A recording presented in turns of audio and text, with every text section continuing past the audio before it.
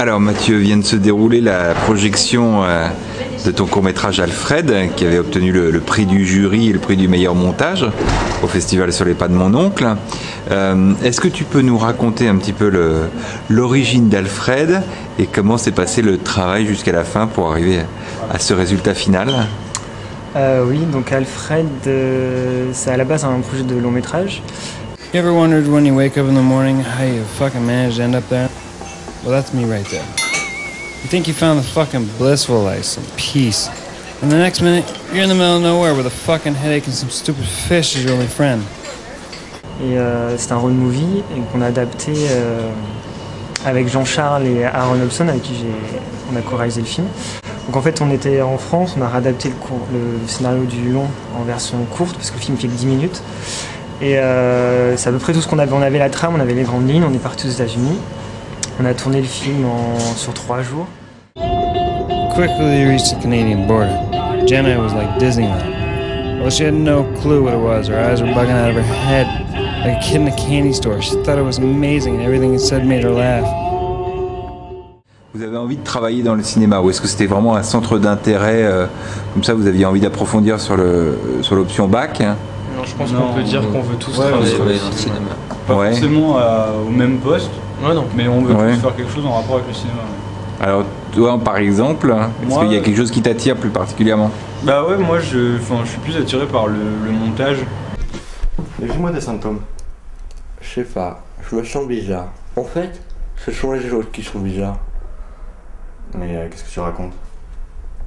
Je sais pas. Aujourd'hui, rien n'est normal.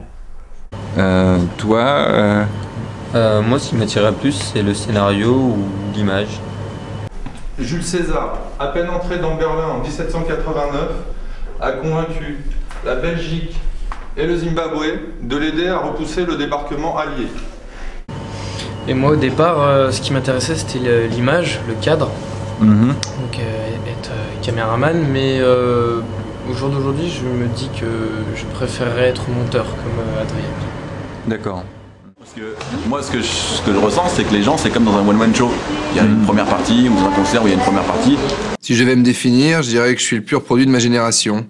Je fais du zapping relationnel, j'arrive plus à écrire qu'en SMS et j'ai même pas encore réussi à choisir mon film préféré.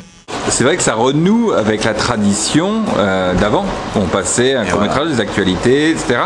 Ce qui est étonnant, c'est que le cinéma numérique, maintenant, ouvre la possibilité. Ce matin, je suis allée voir mes examens de cours par correspondance et ça y est, j'ai reçu. J'ai vu mon directeur de recherche et ils étudient la vie des raccourcis en milieu forestier. C'est dingue, hein, c'est ma spécialité. On fait pas du court-métrage et du cinéma pour la vente et les revenus. Ah oui, c'est avant tout une passion et là c'était vraiment un défi qu'on s'est lancé, de réussir un bon film avec 2 bons comédiens. Quand je l'ai rencontrée, une des premières choses qu'elle m'a dites, c'est... Moi, il y a 3 choses que j'aime à Paris.